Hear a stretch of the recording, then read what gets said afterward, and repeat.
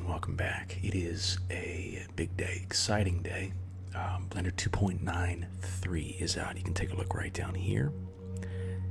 Right here, bottom right hand corner, 2.93. This is the last major update before Blender 3, which is a crazy, well, it's just really an impressive milestone. A lot's been happening. 20 years in the making. So you want to stop what you're doing and update the most recent version of Blender. If you're watching this in future, it might be Blender 3. You might already be in Blender 4. Man, I wonder what that looks like, and also what the future looks like. But as a best practice, you always want to update to the most recent stable version of Blender. And right now, that's Blender 2.93. Not a lot's going to change to our environment.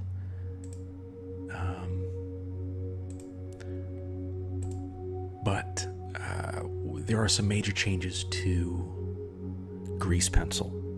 So if you're into Grease Pencil, you're going to have an absolute field day. Now, again, remember that anytime you upload a new, install a new version of Blender, you're going to have to reactivate your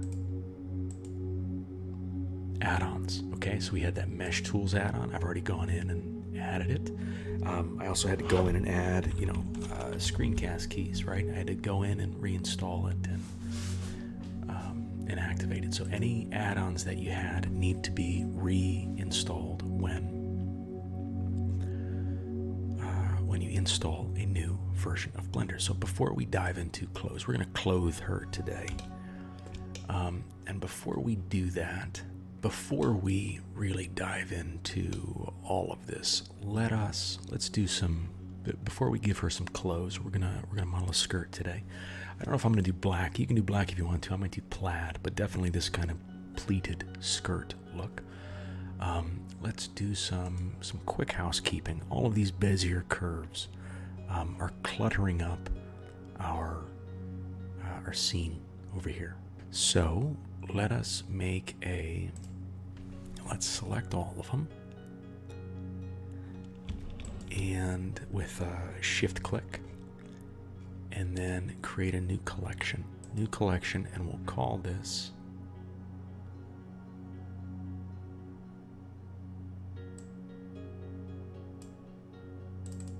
hair. And then we can just close this, and now we've cleaned up our outliner. Also, I wonder if we can, let's shift click these just to clean up our space and hide them with H. Did you see that?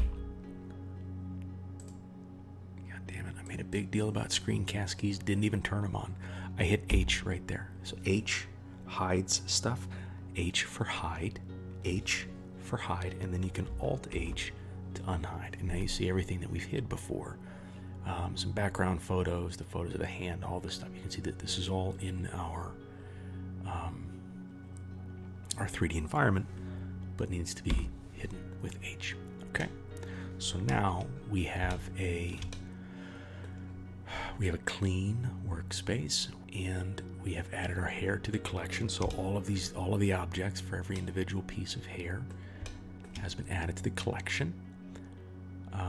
And now we are free to cycles GPU. So look, just real quick before we dive in, also when you install a new version of Blender, you might have to tell it to use your GPU again. And we do that with Edit, Preferences, System, and then CUDA, and you can add your stuff. Okay. So with a clean workstation and our model on here, you know what? I'm gonna hide this as well. Okay, with our model on the world origin and a clean workstation, let's make a skirt. I'm gonna hit numpad 7, screencast keys on. There we go. Okay, so I hit numpad 7, and I'm going to, now look, you can add anything. You can add a dress, you can add a pantsuit, you can add a cape, You can add whatever the hell you feel like adding, okay? This is yours. Make this your own. This is your practice, okay? But I'm going to add a skirt, and I'm going to give that skirt some pleats, okay? So let's add a circle, okay? You with me? So we Control A, Shift A, mesh, we come in, circle, just like this, okay? We'll scale this down in a minute. Add circle, 16, keep it at 32. You can go 16 if you want to. I'm gonna go 32. Irrelevant. So we tab into edit mode and click on vertex selection. Here's our vertices, okay? I want every other vertex selected. Now I could shift click every other vert, and that's definitely something you can do, but that's not that efficient from a workflow standpoint.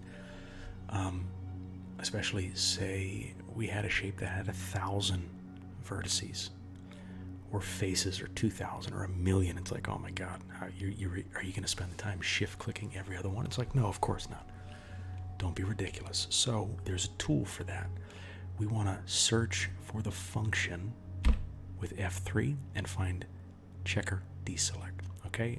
So when we hit F3, the search function pops up, and you can just search for checker deselect, and just like that, it automatically picks every other vertex for you. And what's cool about that is that if you wanted to, you can mess around with this. You can pick every other one, every third one. You can mess with the offset. You know, you can pick every two. Make it yours if you need to. For me, I'm just going to go every other one, and then I'm just going to scale in like that. And then, well, let me make sure I got. Okay, right now it's scaling the 3D cursor. That's fine because it's there. Okay. And then I want to rotate a little bit like that. Okay, kind of make it look like the blade of a buzzsaw. And I hope what I'm doing is creating pleats. Okay, so now let's go to Edge Select and Alt click the whole thing to get it all selected again. F3 to checker select again, and I want the long ones. Will you give me the long ones like that, kind of? Deselected 2, no, deselected 1, selected 2. That's what I want. Kind of. I want that's here, but what's going on? All right, this might be why you want 16 instead of 32. I clearly want broadside. Okay, well, not perfect. I suppose I could have messed with the settings to figure it out, but that's just slowing me down at this point. So I want to shift click every other long one of this buzzsaw, and we want to subdivide these. Right click, subdivide. And I go back to these vertices and pull these out a little bit. So now let's try it one last time and see if checker deselect works for us. Okay, let's go. Selected 1. Oh, so close. We want this one selected, and it's just maybe if we offset it by 1. Hey, closer. All right, so not perfect, but this turns out that I am gonna have to go do this manually. In fairness to the function, we are asking it to do something kind of weird. For every other kind of stuff, if you're looking for every other thing selected, the checker deselect is just an absolutely great function. We're looking for a bit of a weird pattern, so it didn't give us exactly what we wanted, but it gave it close enough. And then we want to scale this out just a scotch to get kind of a bend. And there's our pleats. Okay, so let's go numpad 1 and then extrude on the Z and bring this up, and we recognize our error immediately, so we escape out of that. We select everything in our shape, as opposed to just the vertices. Go back to numpad 1, extrude along the z-axis, and we bring up our, well, now we have a shower curtain, or here we have a dress of some kind. Oh, it's scaling it down. It's because we're scaling it along this particular point right here. And in the early going with Blender, here, let me bring that, let's just Z up a little bit. In the early going with Blender, this is going to be a pain in the ass for a lot of you, like figuring out how to scale around a lot of stuff. Like, say I want to keep this height, but I want the scale to be up here, so I grab, so I bring it to about her hips, and then I want to scale it in around her hips, but now it's bringing it down by her waist, by her knees, by her shins, and it's like, what the hell? And now I'm going to have to bring this whole thing up to meet her. And that is because your transform pivot point is set around the 3D cursor. That's what this is. This is a transform pivot point. We are transforming our points, and the transform point is set around the 3D cursor, which is right here. And to kind of prove that point, I'm just going to set that right there, and now when I scale it, you see how it pulls it to it? And then I click right here, and I'm going to scale it again, and it pulls it to it again, okay? These are, they serve a purpose at times, but it's not for what we're trying to do right now. So if that ever happens to you and you're like, what the hell? I'm trying to get this thing to just scale around the waist, but it's going all the way up here, and now I'm just, it alters your workflow. It pulls you out of state. Hopefully you're in, you get some type of flow going, and then you get pulled out. And all that is, you have to transform your pivot point around the individual origins, okay? So now, well, that's obviously not what we want. We don't want that right there. Let's go back here. Numpad 1, extrude on the Z.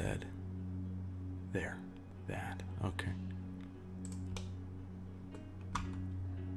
Here, we can hide this. Okay, before we dive in, let's scale this like that. Let's extrude on the z-axis like that. Extrude on the z-axis like that. What is that? Snapping's on. Jesus Christ. You guys, okay, if snapping's on, your life is going to be hell. Did not even realize this was on. This has to be off. And now you can extrude, okay? Scheisse. All right, G to grab. And then let's scale this in a little bit, like that. And we'll bring this down a little bit just while we're shaping out the dress, okay? All right, let's shade this smooth. Go in object mode, right click, shade smooth, okay? Now we have some pleats on our dress. It's a little sharp. We'll add a subdiv surf momentarily. Let's see what that looks like.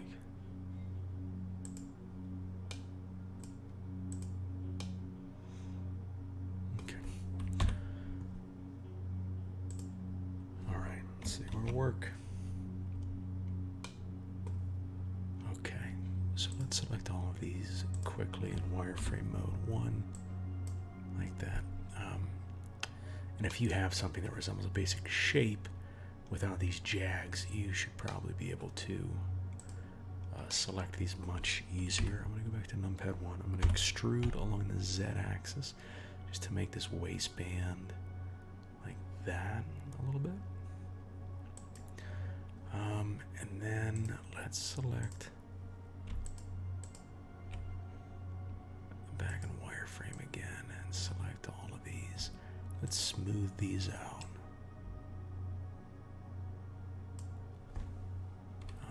Numpad 7. Let's see what that looks like. Like that.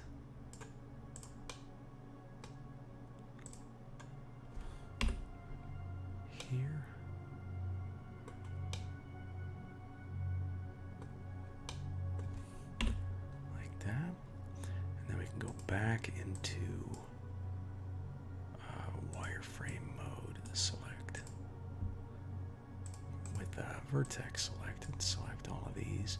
Then scale along the Z at 0 to flatten those out. Like that. And then bring it down on the Z. Like so. Okay. So now we have a waist. We have a waistline that is smooth, and pleats that can, fold and move. Okay, looking good, looking sharp. Everybody doing good? Great. Let us extrude along the Z and get this up a little bit, like that as well. Right there, and maybe even.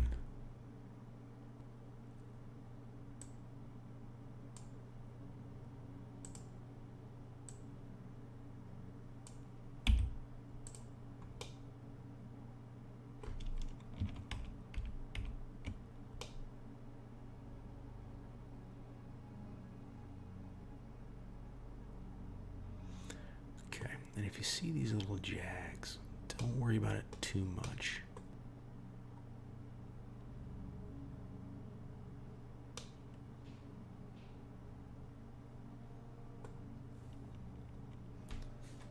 Okay, let's go into front view and select our model. Let's bring the base mesh back into it and grab and move this up. We need to zoom out so we can see what we're doing. Grab and move it up about here.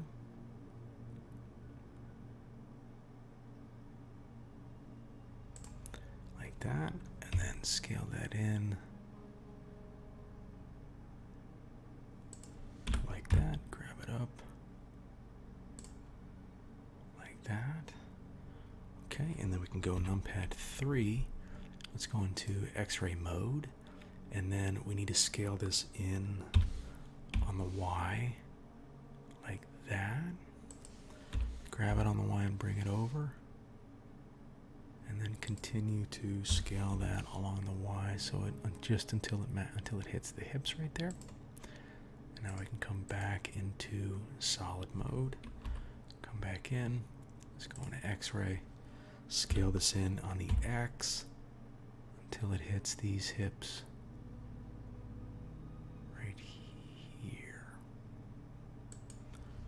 About there, maybe grab it along the x-axis until it's about that. Like there. And then scale on the x like that as well. So it's right at the hip. And just select this here. And maybe rotate like that. And then scale it in again along the y.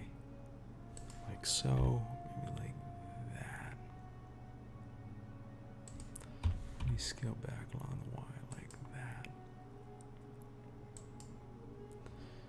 And then these can be brought up like this, like so. And these can fall down here, like so. And these can be rotated a little bit like that and brought up like that. Okay.